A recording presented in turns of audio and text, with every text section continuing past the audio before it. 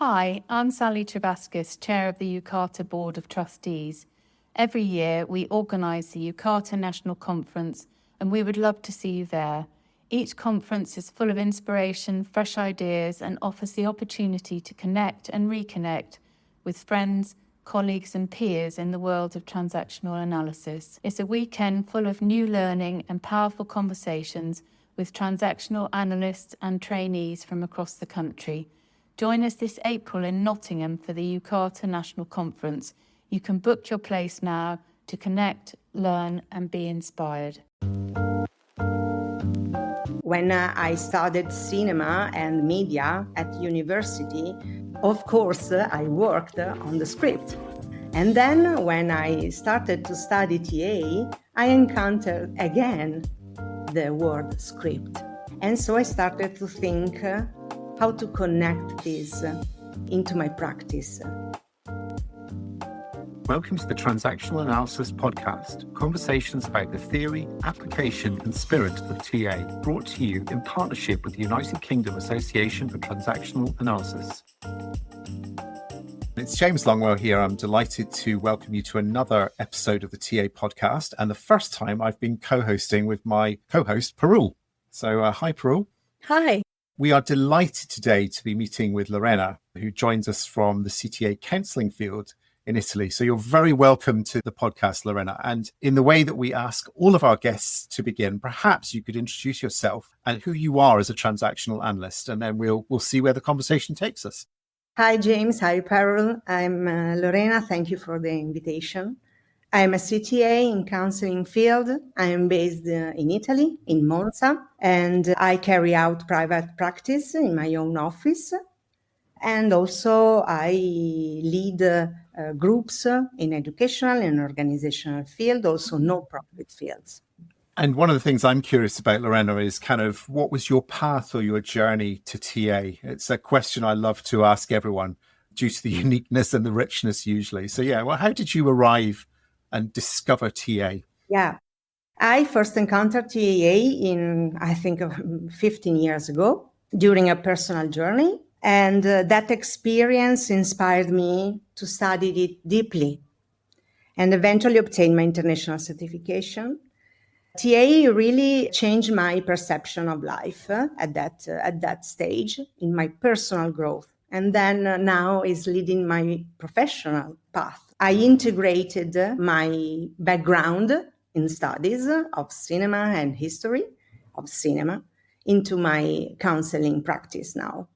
And I think you've given a term for that, which is CineCounselling. And that's one of the things I love about this podcast, is that we hear new ideas about TA all along. So perhaps could you introduce us to the idea of CineCounselling and what does it entail?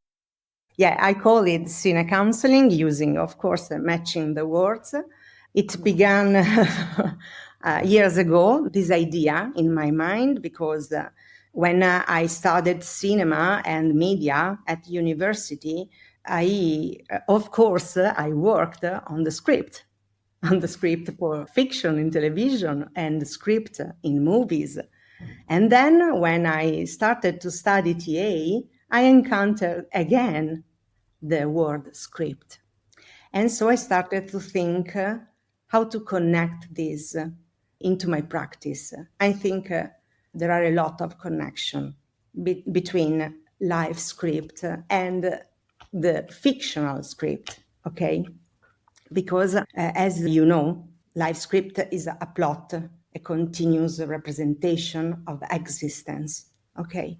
And so I started to think how other stories, so the stories of other people, can encourage us in our personal life and personal growth. So I've been working with stories and narratives for a long time. I consider metaphor and the symbolic language and representation excellent tools to be used in a counseling setting with my client and also the client systems. I think this is important to say because it's about relationship. As you know, cinema is in our lives. Everyone see movies, go to the movie theater. And I think this is an opportunity. I'm working on the opportunity to do this in a meaningful way. It's not just entertainment. Some movie can touch you and some other don't. So I started to think why. Maybe some movie is telling me something that it's like a mirror, you know? It's telling me something that it's about also my life, also my experience, my emotion in this moment, here and now. And I really want to hear about how you use this with clients, but I also notice I'm drawn to ask you, could you tell us about a movie that really spoke to you in your script, perhaps one that really brings this to life for the listener? That's a big question. We ask the big questions on this podcast. Okay. I would say in my childhood, movies really accompanied me. If you say, okay, just tell me one title, in my mind appears Once Upon a Time in America. I don't know why. I have to work on this. But in my childhood, that movie for me was important.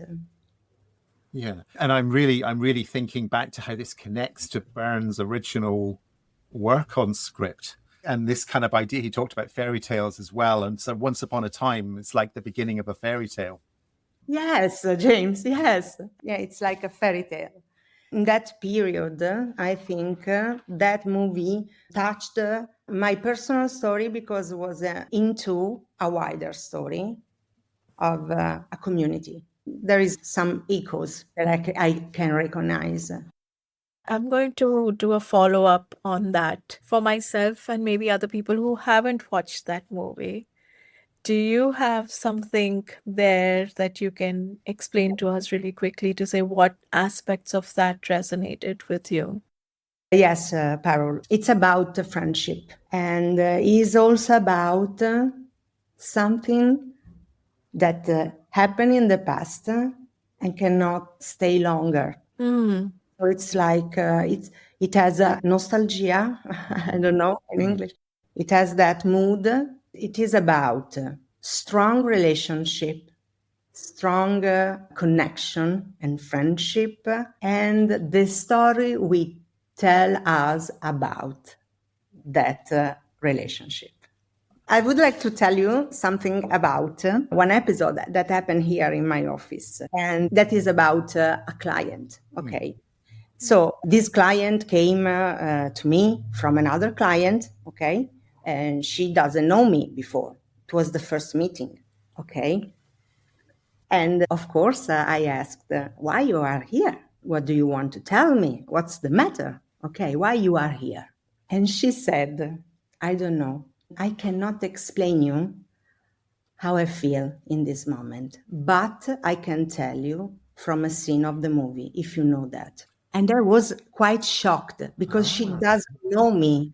She doesn't know I'm passionate in cinema, and she doesn't know me and my background, okay? Mm. And she said, I cannot explain, I have no words. If you know this movie, it was The Holiday. It's a romantic movie with Cameron Diaz and Jude Law. Okay, it's a romantic movie, not a deep one. She said, I feel like this scene. And I answered, okay, you are in the right place. Let's talk about that and let's start from that. Why do you feel like that character? Yeah.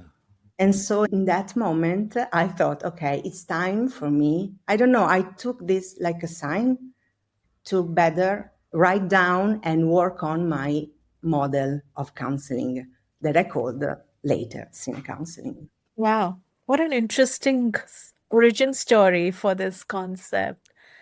And it makes me think about something you have put in the form as well that draws you, how the co-creative script. So this is so co-creative as well, where, this came from the client saying, this is how you feel. This is how I feel. So what happened for you when you heard them say that and then you started developing the model?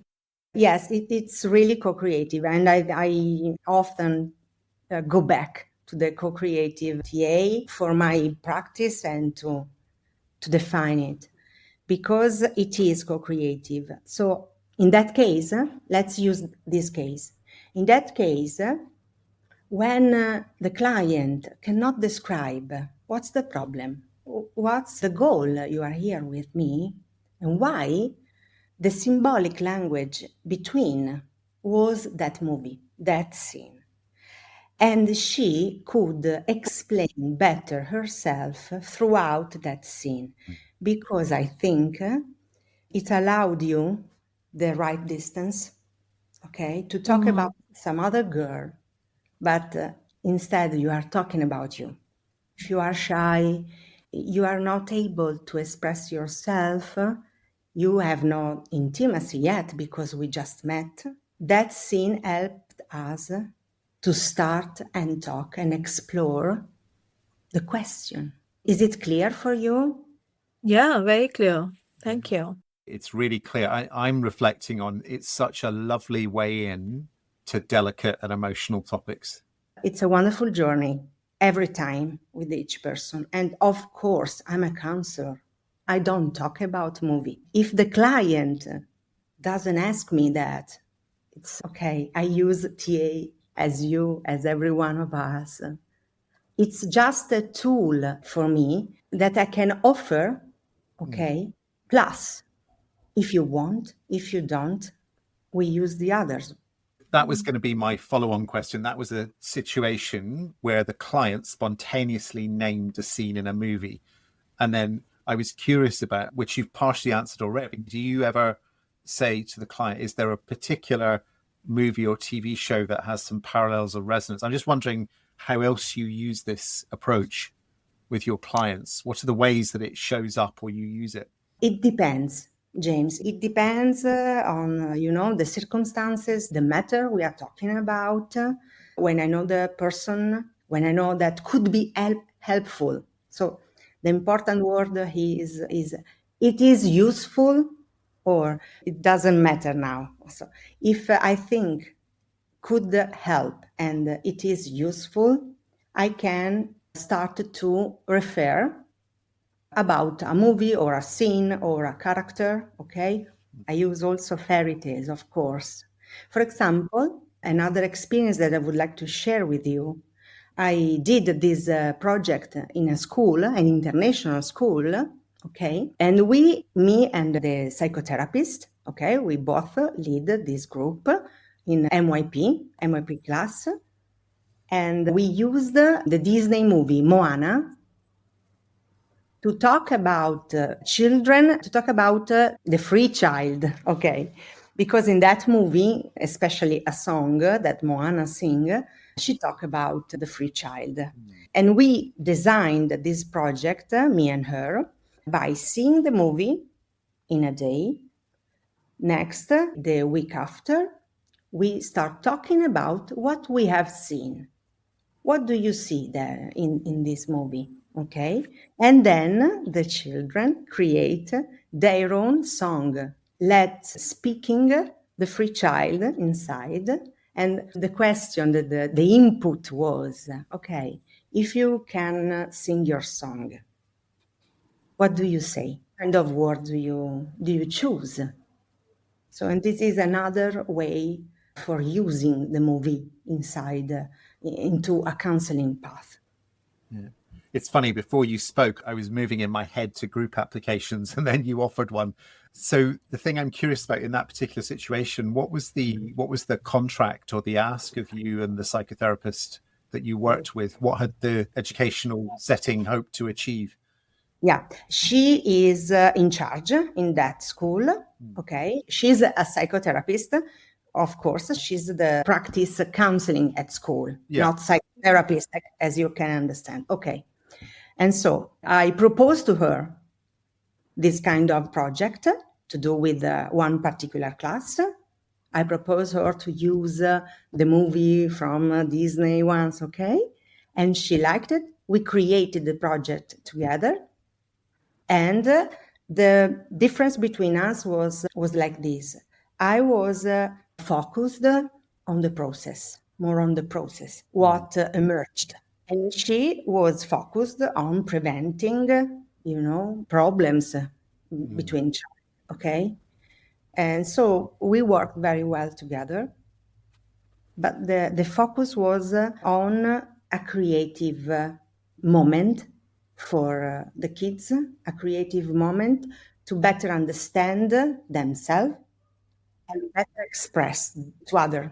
Also was involved the music teacher, because we were talking about discover your own song. And at the end, they wrote the song and they sing the song with the music teacher. So it was a multidisciplinary project. Yeah. I think they're always the best, multidisciplinary. Yes. The greatest possibility for creativity. Yes. What I love is also something what James was talking about earlier, that when you're working with someone where you don't have a relationship yet, or it's a difficult subject, and especially when you're working with children like you were in this case, giving this as a tool for creativity, imagination, distance, relatability, it's so powerful because children they don't automatically have words for what they're feeling all the time, right? So I think giving them a chance to have their own words, have their own narrative through this song, it's almost like creating their own script for what story they want to tell themselves. I think it's so beautiful and powerful. And it reminds me of something you were talking about earlier, or you had it, when you were talking about this concept about cinema as a relational and reflective tool. So, how does that, to your mind, really come about when you talk about reflective tool in groups or working with a client? The goal is to expand the perception, enlarge the map of the client, of the person. So it's all about new resources, to bring some light on resources that you are not using in this moment. It's about to zoom out. So another thing that I use is the cinematic language. In this way, this kind of language, I think it's helpful to better understand. It is accessible for everyone to better understand what does it mean to enlarge the map as you, throughout you read the reality, okay? Enlarging the map and the perceptual expansion helps you to enforce, to see your inner resources that in this moment maybe you don't see. What I love about this, Lorena, is I think you are articulating for you what the counselling field is in transactional analysis. So I don't know if that's correct, but for the benefit of any listeners who perhaps are more familiar with the other fields, say a little bit more about what's your take on counselling in transactional analysis? What does it mean to you? You may have just described it, but is there anything else you want to add? Of course. For example, I think it's about okayness and existence position. Okay, chorale, Yeah. it's about empowerment. So talking about a TA. And my job as a counselor, it's not healing, it's about empowerment, okay? So to discover and to enable the client use the resources inside. What's staying with me is your metaphor of zooming out. When you zoom out, you can see your resources more clearly. When you are zoomed in, it's harder to see. And I think what's implied is that both zooming out lets you see resources outside as well as inside you. So if I'm understanding correctly. It is, and maybe I will add also, let me use the cinematic language in the backstage. Okay, so the part of the field that you don't see, maybe in that area, in the backstage, there is something that can help you. Inner resources, but also resources in your community that you in this moment don't consider. It's everything about what stay in the field, in your sight, okay? Your attention, and what you now don't consider.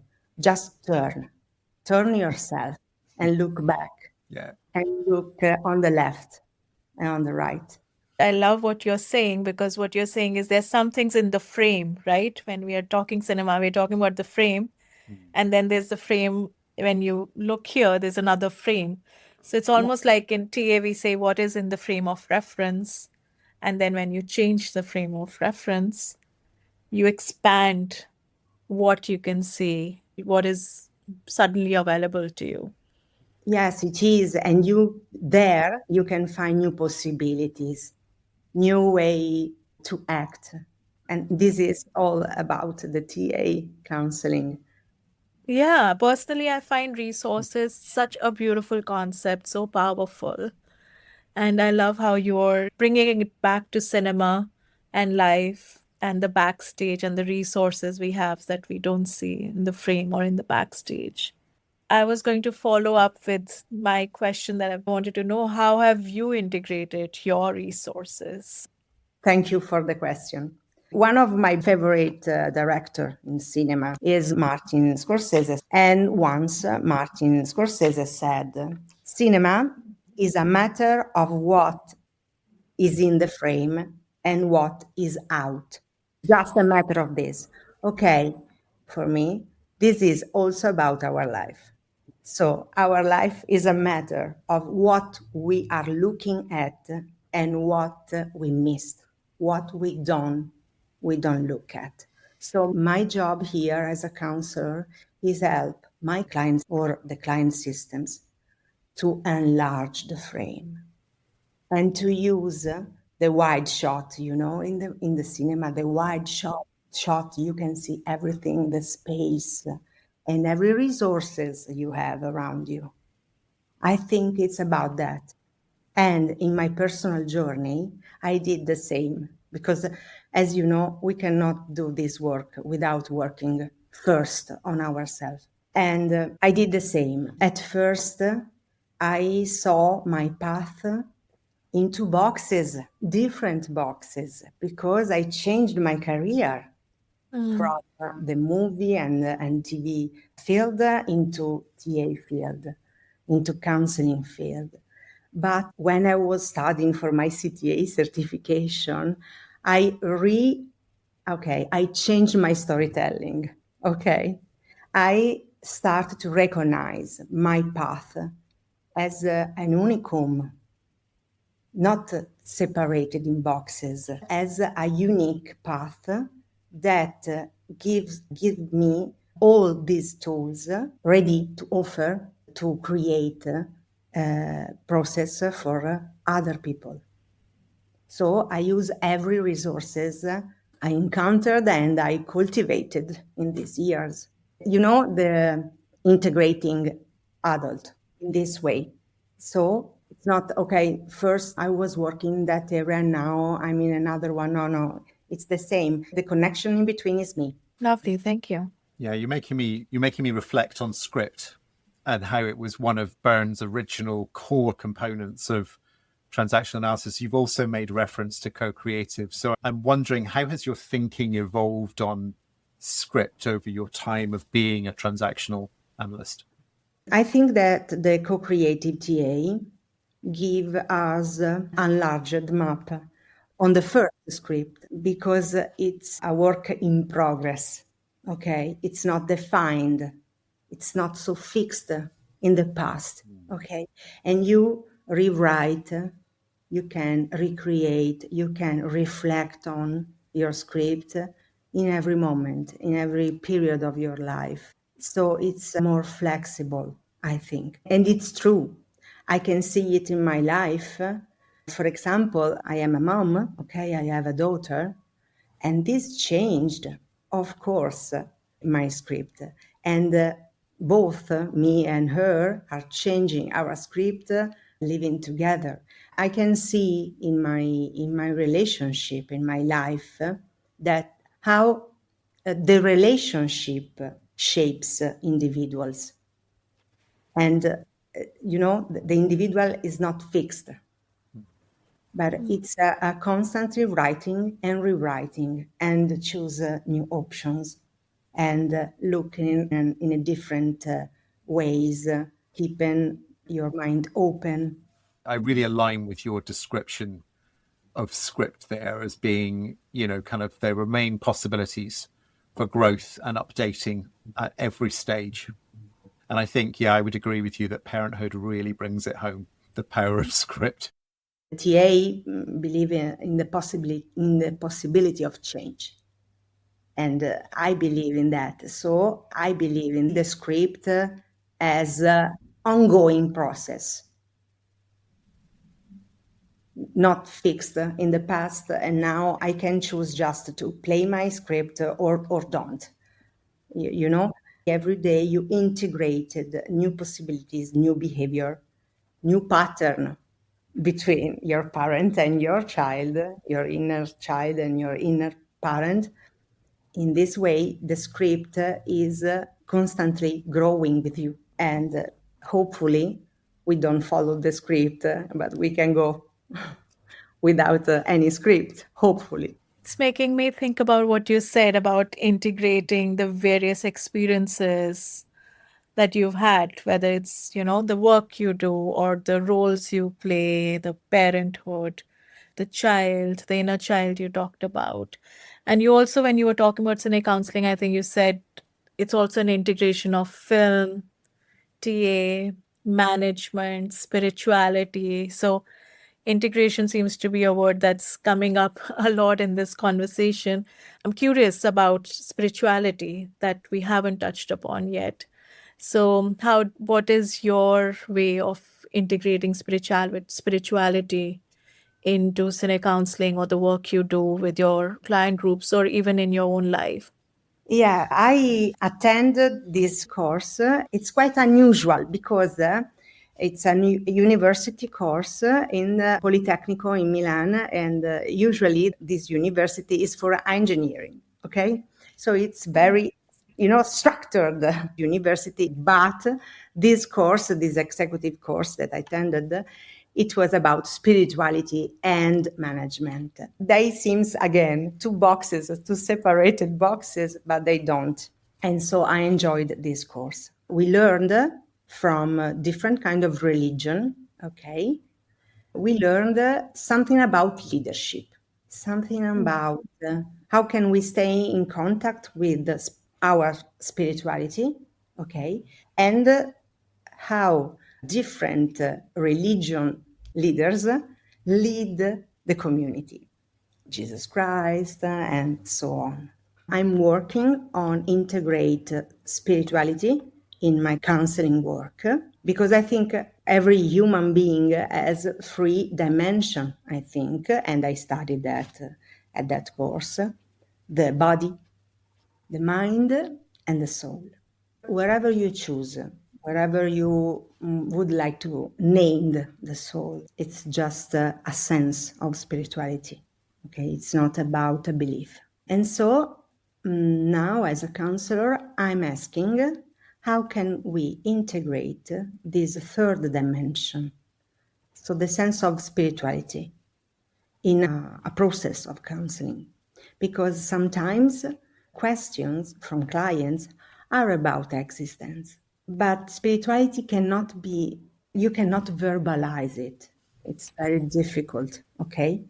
And that's why I think it's interesting work on this direction, because it's a sense that we can feel everyone has a different dimension of spirituality and to intend spirituality. But it's a part of our life. We cannot see it, but it exists. I'm really glad you asked that, Parul. I'm really struck by, throughout this conversation, the theme of integration with all aspects of our lives. And I think, Lorena, it's another example of zooming out, what you're describing here, and also what's not maybe necessarily in frame. So the existential is always present. So I love this idea. I think it's really resonating with me. And your spirit of integration and ongoing discovery is really shining through. Where else do you want to take your professional practice and your work and your TA? What else are you curious about developing? I think my personal journey and my professional journey, yes, it's about integration. And it's, of course, related to me. to my story. Okay, that means something to me. I think it's an ongoing that never stops. So I constantly study, I constantly, had supervisors. So I constantly work on my method, my practice, and my person. I think the next step in my practice is to disseminate TA concept, because I think that community needs to know this concept. The mainstream, the larger part of people doesn't know TA, but I think that TA is very useful for the daily life, for everyone, for all our relationship, okay? And so, for example, I'm using Instagram to speak about that, using cinema as a tool to communicate. And by the way, we'll put your Instagram handle into the show notes when this episode goes out so people can see your posts. Oh, yes, you're welcome. I will do more and more. So I think that my aim now is really to share this concept. And I created the CineCounselling just for that, because it's more accessible for everyone to better understand inside and the relationship with other people. Yeah. And you've touched upon something that we often ask our guests on this show, which is what more could we do to promote TA? It's not often well known as a mode of psychology or a mode of work. So that's my kind of curiosity. Yeah. How come you think TA is not better known? I don't know. I don't have the answer. What can we do? I think we should talk more in a simple way, okay, to everyone. For example, throughout social, throughout newspapers, and because sometimes TA is talking with other TA people. It's quite difficult to understand, I think, for other this kind of language. But it's simple, as you know. Parent and adult and child, everyone knows, okay? But I think we should talk more about the daily life, okay? And how can TA help us to manage it? In this way, maybe everyone can be curious about TA, because it's immediate. It's useful for me in every moment. This is my thinking. I'm using the movie to speak about that, because if you see a scene, if you see a representation, maybe it's easier to get. For example, in some training, I teach also at university, I'm teaching leadership, okay? In some training, I use a scene to pass the message of the concept, because the representation make it clearer. Yeah. As we approach the end of this particular episode, I want to say how much you've helped me reflect on accessibility. And I think the idea of kind of integrating things like movies or TV shows that are very accessible and people relate to is such a fantastic way of promoting TA. So I'm delighted you have your Instagram account, and I'll look forward to following that. I've really been stimulated by this episode, and I think my takeaway is actually, I think we could also do this with music. Every kind of creative area we can touch, we can arrive, we can be accessible to people throughout something that they know, they already know. For example, I use a scene from a movie to explain the ego states. So, okay, let's see. He's acting like a child. Okay, now he's in the child ego state. I think this is useful.